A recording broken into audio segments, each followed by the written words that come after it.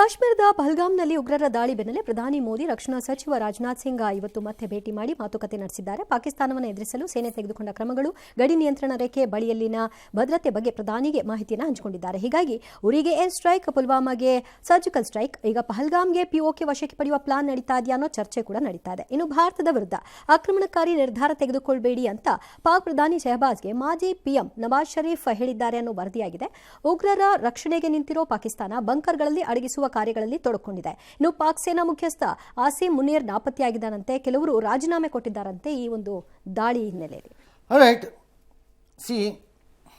ಹಲವಾರು ಮೀಟಿಂಗ್ಗಳು ನಡೀತಾ ಇರುತ್ತವೆ. ಇಂಥ ಸಂದರ್ಭಗಳಲ್ಲಿ ಎಲ್ಲ ಕಡೆನೂ ನಡೆಯುತ್ತೆ, ನಮ್ಮ ದೇಶದಲ್ಲೂ ನಡೆಯುತ್ತೆ. ಆ ಮುನೀರ್ ಯಾರ, ಅವನೊಬ್ಬ useless fellow, idiot, number one fool, ಕಚ್ಚಡ, ಕೆಟ್ಟ ಪದವನ್ನೇ ಬಳಸ್ಬೇಕು, ಇನ್ನೊಂದು ಪದ ಬಳಸ್ಬೋದು, ಬೇಡ, ಅವನು ನಾಪತ್ತೆ ಅಂತಾರೆ. ನನ್ನ ಪ್ರಕಾರ ಅವನು ಫಸ್ಟ್ ಡೆಸಿಗ್ನೇಟೆಡ್ ಟೆರರಿಸ್ಟ್ ಆಗಬೇಕು ಈ ಪ್ರಕರಣದಲ್ಲಿ. ನನ್ನ ಪ್ರಕಾರ ಅವನೇ ಟೆರರಿಸ್ಟ್. ಇವನನ್ನು ಫಸ್ಟ್ ಹೆಕ್ಕಿ ತೆಗೆದು ಹೊಡಿಬೇಕು. ಇವನು ಹೊಡಿಬೇಕು ಫಸ್ಟ್. ಇವನು ಕೊಡಬೇಕು ಸುಪಾರಿ ಹೊಡೆಯೋಕ್ಕೆ ಯಾರಿಗಾರುವೆ. ಇವನೇ ಕಲ್ಪ್ರಿಟ್ಟು ನನ್ನ ಪ್ರಕಾರದಲ್ಲಿ. ಇವನೇ ಎಲ್ಲದಕ್ಕೂ. ಯಾಕೆ ಅಂದರೆ ಇವನು ಕರಪ್ಟು, ಸೆಲ್ಫಿಶು, ಸ್ವಾರ್ಥಿ, ಭಾರತದ ಕೆಲ ರಾಜಕಾರಣಿಗಳ ಬ್ರದರ್ರು. ಯಾಕೆ ಅಕ್ಕ, ತಂಗಿ, ತಮ್ಮ, ಅಣ್ಣ, ನಾದ್ನಿ, ಅತ್ತೆ, ತಾಯಿ, ಸೋದರ, ಅವರು ಇವರು ಎಲ್ಲರಿಗೂ ಎಲ್ಲ ಮಾಡಿಕೊಟ್ಬಿಟ್ಟು ನಿಂತಿರೋಂತಹ ಸ್ವಾರ್ಥಿ, ದೇಶದ ದುಡ್ಡನ್ನು ಲೂಟಿ ಹೊಡೆದಿರೋನು ಇವನು. ದೇಶ ಭಿಕ್ಷಾಟನೆಯಲ್ಲಿದೆ, ಇವ್ರು ನೋಡಿದ್ರೆ ಹಿಂಗೆ ತನ್ನೆಲ್ಲ ಸಂಬಂಧಿಕರನ್ನು ಹೊರಗಡೆ ದೇಶದಲ್ಲಿಟ್ಟು ನೆಮ್ಮದಿಯಾಗಿ ಮಜಾ ನೋಡ್ತಿರೋನು ಕಳ್ಳ.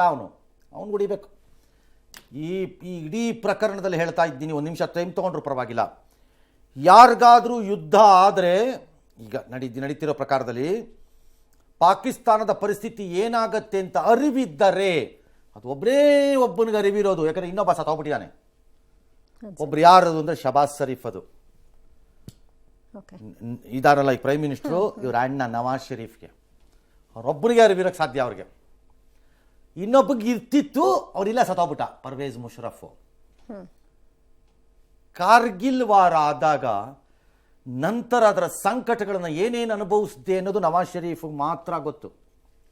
ಎತ್ಕಟ್ಟು ಮಜಾ ನೋಡೋ ಆರ್ಮಿ ತನ್ನ ಹುಳುಕುಗಳನ್ನು ಮುಚ್ಚಿ ಹಾಕಿಕೊಳ್ಳಲು ಆಗಾಗ್ಗೆ ಭಾರತದ ಮೇಲೆ ಇಂತಹ ಪರಿಸ್ಥಿತಿಗಳನ್ನು ಸೃಷ್ಟಿ ಮಾಡಿ, ಹೇಗೆ ತನ್ನ ಬುಡವನ್ನು ಭದ್ರ ಮಾಡಿಕೊಂಡು, ಹೇಗೆ ತನ್ನ ಭ್ರಷ್ಟತೆಯನ್ನು ಮುಚ್ಚಿಟ್ಟುಕೊಂಡು, ಹೇಗೆ ತನ್ನ ಕುಟುಂಬಗಳನ್ನೆಲ್ಲ ಹೊರಗಡೆ ಕಳಿಸ್ಕೊಂಡು ಆರಾಮಾಗಿ ಇದ್ದುಕೊಂಡು, ಹೇಗೆ ಪಾಕಿಸ್ತಾನದ ಹೆಚ್ಚು ಕಡಿಮೆ 45-50% ಬಜೆಟನ್ನು ನುಂಗಿ ನೀರು ಕುಡಿದು ಬದುಕ್ತಾರೆ ಅನ್ನೋದು ನವಾಜ್ ಶರೀಫ್ ಮಾತ್ರ ಅರಿವಾಗಿದ್ದು.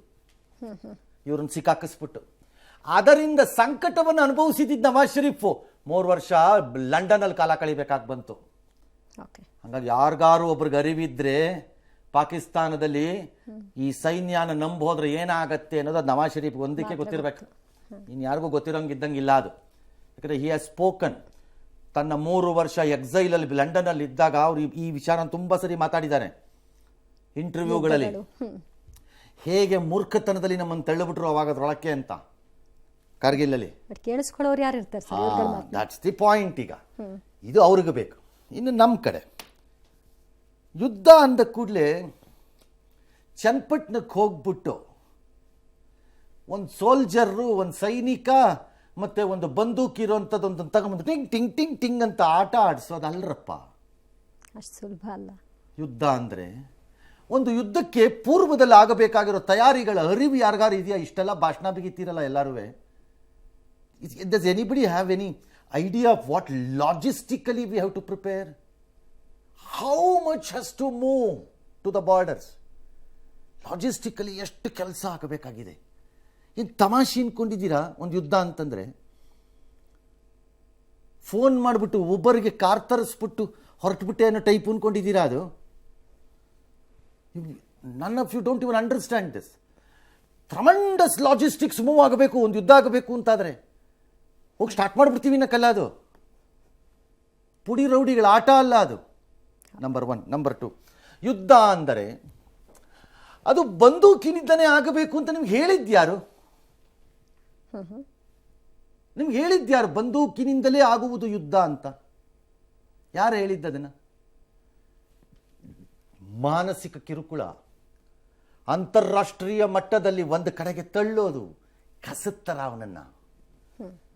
ಓಕೆ, ಸಿಂಧು ಕಣಿವೆ ಇದು ನದಿ ನೀರಿನ ಒಪ್ಪಂದವನ್ನು ನಿಧಾನವಾಗಿ ಜಾರಿಗೆ ತರುವುದು, ಆರ್ಥಿಕವಾಗಿ ಆ ದೇಶವನ್ನು ಹಿಪ್ಪೆ ಮಾಡುವುದು, ಡಿಜಿಟಲಿ ಅದರ್ವೈಸ್ ಒಂದು ದೇಶದ ಎಕಾನಮಿ ಮೇಲೆ ಕೊಡೋದು ಮರ್ಮಘಾತನ. ವ್ಯಾಪಾರ ವ್ಯವಹಾರಗಳಲ್ಲಿರ್ಬೋದು, ಮತ್ತೊಂದಿರ್ಬೋದು, ಮಗದೊಂದಿರ್ಬೋದು. ಭಾರತದಲ್ಲಿ ತಯಾರಾದ ಪದಾರ್ಥಗಳನ್ನು ಮೇಡ್ ಇನ್ ದುಬೈ ಅಂತಾನೋ ಟರ್ಕಿ ಅಂತಾನೋ ಪ್ರಿಂಟ್ ಹಾಕ್ಕೊಂಡು ಕದ್ದು ತಗೊಂಡು ಹೋಗೋ ವ್ಯವಹಾರದ ವ್ಯಾಪಕತೆ ಎಷ್ಟು ಅಂತ ಯಾರಿಗಾರು ಅರಿವಿದೆಯಾ?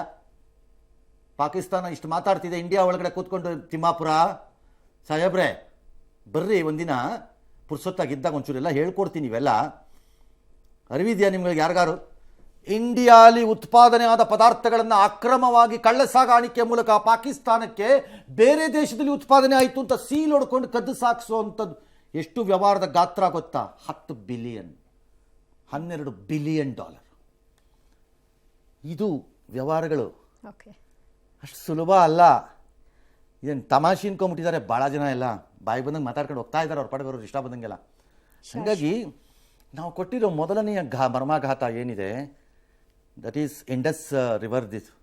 ಅದನ್ನು ಅರಗಿಸ್ಕೊಳ್ಳಿ ಪಾಕಿಸ್ತಾನ. ಇರಿ, ಯಾಕೆ ಅಷ್ಟೊಂದು ಆತರ ಪಡ್ತೀರಿ? ಎಲ್ಲ ಅದರಿಂದ ಆಗೋ ಪರಿಣಾಮ 75 ವರ್ಷ ಬಾಯಿ ಮುಚ್ಕೊಂಡು ಕೂತಿದ್ರಲ್ರಪ್ಪ. ಈಗ 7 ದಿನದಲ್ಲಿ ಎಲ್ಲ ಆಗೋಗ್ಬಿಡ್ಬೇಕು ಅನ್ಕೊಂಡು ಭರತನಾಟ್ಯಂ ಬರ್ದಿದ್ದವನು ಇಲ್ಲದ ನಾಟಕ ಹೊಡಿತಿದ್ದೀರಲ್ಲಪ್ಪ, ರೌಂಡ್ ಹೊಡ್ಕೊಂಡು. ಬಾಯಿ ಮುಚ್ಕೊಂಡಿರೋದು ಕಲ್ತ್ಕೊಳ್ಳಿ. ಎಸ್.